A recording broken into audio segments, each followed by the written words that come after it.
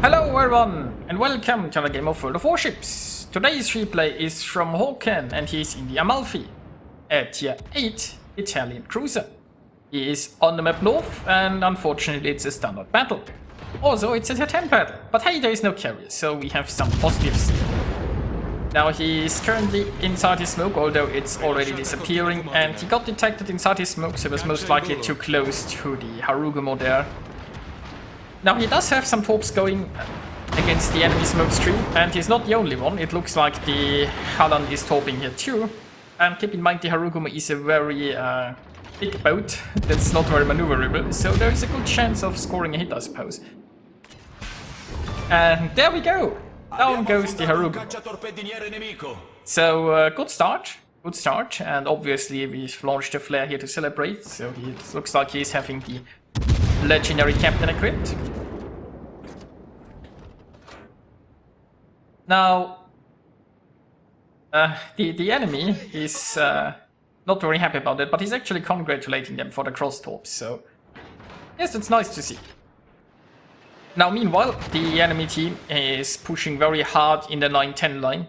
There aren't that many defenders here. We have a Bismarck who is trying to charge this. Well, I mean, Bismarck is Hydro, but he might not be using it because the Halland isn't detected, or the Halland could just have evacuated. Now, you don't want to be in very close quarters with ships that have torpedoes. Hydro does help quite a bit, but you know, it doesn't make you immune to torpedoes, and the Bismarck doesn't have much support, so that's going to be a bit tricky there. Now, if the enemy pushes hard in the 9-10 line, that could be problematic in the long run. But then again, I mean, if most ships that go in the 9-10 line, they might just sit there for 10 minutes, or they might just turn around and go back to A10. It's like they are probably very unpredictable. Now, meanwhile, here we have a nice friendly force, although the battleships are not really much in a mood yet. The Conqueror is in the far back, as most Conquerors do, and is probably just burning stuff. The George is a little bit more aggressive, but honestly, if I were this George, I'd probably be more around this island where Amalfi and Aetam, because you can use that island to get some cover. You might actually be close enough to get your secondaries. And oh, there goes the Ibuki. Now it looks like the enemy Thunder is pushing. Now if you had a Georgia here to stop them, that would be amazing. Now the friendly Demon is basically already dead. Now those torps are in some ways risky if you expect the Demon to reverse, although I don't think the Demon would be fast enough to reverse that far. And it's very unlikely that the Demon is surviving for much longer anyway. I mean, the Thunderer can just overmatch the Demon. So the angling won't matter, and well... Now the Thunder is probably going to take a look at the tasty Amalfi next, but the smoke is almost ready, and hopefully ready before Thunderer reloads. Then again, I mean, the Thunderer isn't actually looking at him, or you know, aiming at him. But, you know, the smoke is deployed, he is safe now. Well, there is a torp hit, and, you know, that Thunderer is flooding, he's burning, and he's down. So that's lovely. Now we lost the Georgia here, and it looks like the Conqueror has decided to finally go forward again. Now, of course, this isn't really the right time to go forward. It would be the right time to go back and defend the camp. Because there is really no point in charging down this Brindisi and this North Carolina. They are currently not much of a threat. And for also, like, if the Conqueror keeps going this way and the North Carolina keeps sailing away, this island will probably block the Conqueror's shots anyway. It would be much more beneficial for the Conqueror to go home and defend, where he could meet, like, the oncoming enemy force, and he could even shoot those guys up there in the north. But anyway, now we have a Halland kind of hounding those guys, however you wanna call it. The problem, of course, as always, is if a ship sails away from you, your torpedoes are not going to be that effective. The Halland definitely doesn't want to open water gunboat like a Brindisi. So I'm not sure how effective he will be. We will see. Meanwhile, enemy Halland spotted here. And, well, shots are in the air. Friendly Halland is... Oh, he's taking a beating there. And when you see the camera making weird things like that, the problem is that currently... Well, like, that's actually still the last version of World of Warships. They kind of bugged the follow camera in replays, so if somebody tried to follow their shells or their torpedoes, the camera just bugs out in a replay. Of course, hey, it wouldn't be World of Warships if replays were bugged. But anyway, overall, teams are pretty equal. So it's still anyone's game. There is only one smoke charge remaining here on our Amalfi, and the cooldown is currently... well, it's currently on cooldown. Now thankfully this big smoke screen here is still working for him, so he can just take a few shots there. Now there's Des Moines pushing in, the gearing needs to get out of here, he's way too close to a Des Moines. He really needs to turn away here. And, wait, he starts shooting instead. Now it looks like he's... okay, he keeps looking at the gearing. He saw the gearing turn away, and that's when he torped.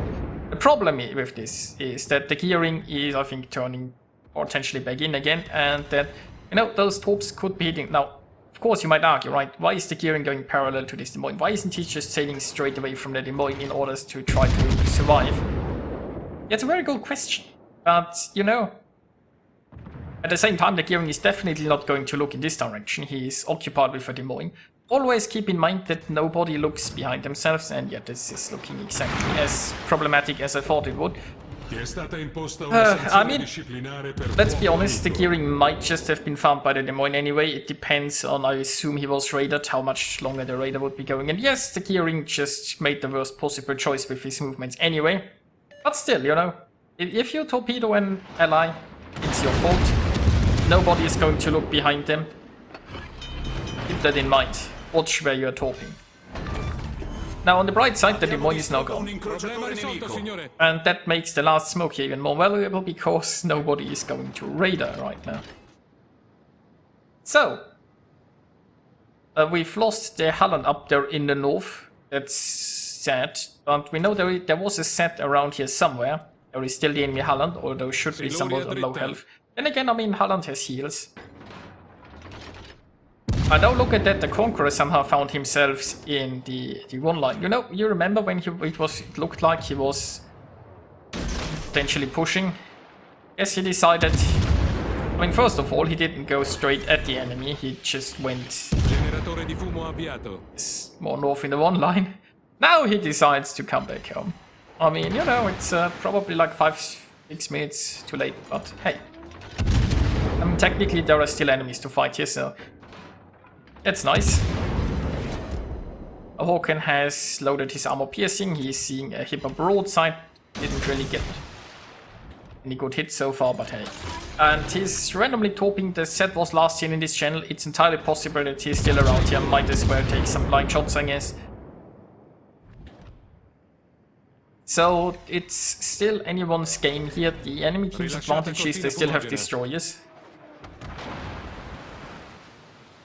But we will see how much of a difference that makes, I guess. I mean, the destroyers are probably dependent on getting good torpedo hits. They won't be in the gunfight, so if the destroyers can't get good torp hits, then the friendlies just outgun the remaining enemy ships and will probably make short work of them.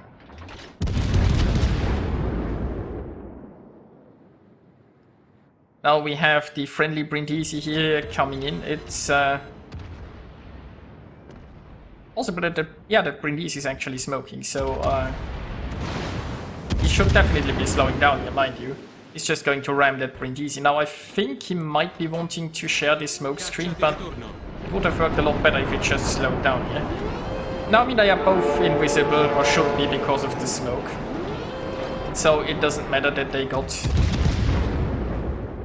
a little bit close there. But you know, it would have worked better. It would have worked better if it just slowed down here, but basically probably what his plan was to share the smoke screen, and that worked. He's now inside here, and they are both... well, okay, they are too close anyway, so... but hey, the Hipper is almost dead, and then they can focus on the Lion. Now, keep in mind, there is still a Holland inside here. Well, most likely the Holland. We technically don't know where the set is, but it's most likely the Holland that's inside here.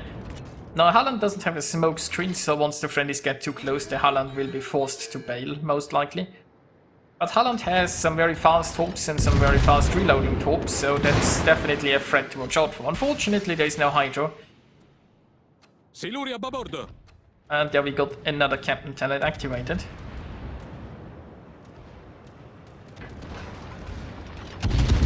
Oh, and look at that Lion's plan. I mean, the Lion is currently not looking at Hawken. I mean, well, the Lion is in a very target-rich environment, but he's showing full broadside, and he's definitely going to eat the torpedo well too. Yeah, that's it for the Lion. Why? So, I guess he's said that his Kraken for now was denied. I mean, technically he has sunk 5 ships so far, hasn't he? It's just 4 because... oh no, wait. Oh no. I'm misinterpreting things. I know he has sunk 4 ships so far, right? It's displayed here in the team panel as 3 because, well, he has a team kill.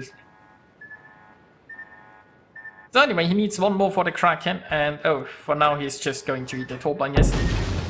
But that's fine, there are only 2 destroyers left, and you know, at this point I can unlock the camera and speed it up a little bit, because now you need the enemy basically to make a mistake, right?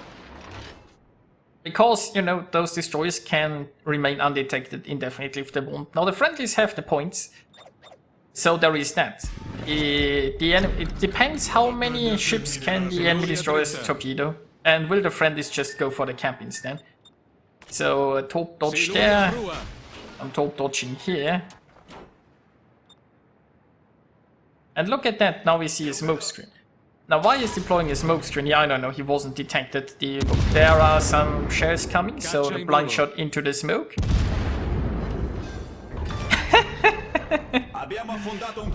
Yeah. And it's a crack. Well, you know, that works. Without spawn, yes, but there are still share traces visible. So that's nice. Now I assume the set wanted to smoke up and then have the Holland spot and just pew a little bit. But, you know. And so, is it really the first time that the enemy destroyer has been shot inside a smoke screen? Okay, so the Conqueror is eating a lot of fish here, it looks like. We can unlock the camera again and speed it up. So, only the Holland remaining. There is 3 minutes left. I mean, will the Holland show itself? The Holland has no reason to show itself. But then again, I mean, he might be going down fighting. It's unlikely that he's going to win. But obviously, the longer the Holland survives, he can hope to torpedo something and get more damage out of this game. And it looks like he's even in the camp, so he's somewhat close. But you know, you need the enemy to either screw up or, well, it doesn't have to be a screw up, he could just be willing to go down fighting. And it looks like that might be exactly what the enemy Holland decides to do. So there we go. All that remains to be seen is who can sink the Holland.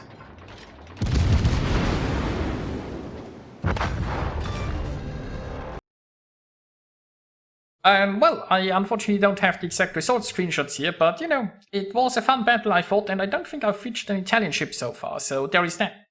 I hope you enjoyed watching this, and I'll see you guys next time.